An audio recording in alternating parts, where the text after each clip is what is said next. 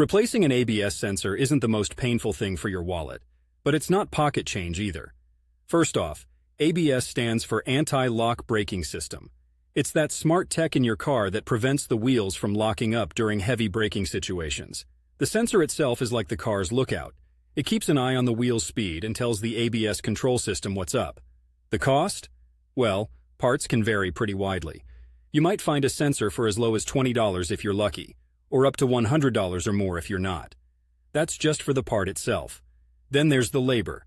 If you're in my neck of the woods, Portland, Oregon, where the labor rate can be as varied as the weather, expect to pay anywhere from $50 to $150 for someone's time to diagnose the issue and replace the sensor.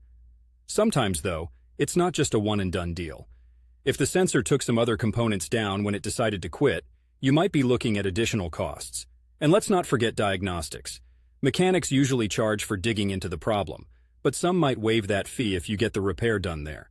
All in, you're probably looking at somewhere between $70 on a really good day to upwards of $250 if the car gods aren't smiling upon you. Just make sure to get a few quotes, and don't jump on the first one unless it's a smoking deal. Oh, and while you might be tempted to just ignore the ABS warning light, don't. It's there for a reason.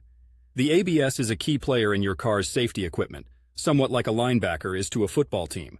You want it in top shape to avoid any unfortunate fumbles on the road. Stay safe out there.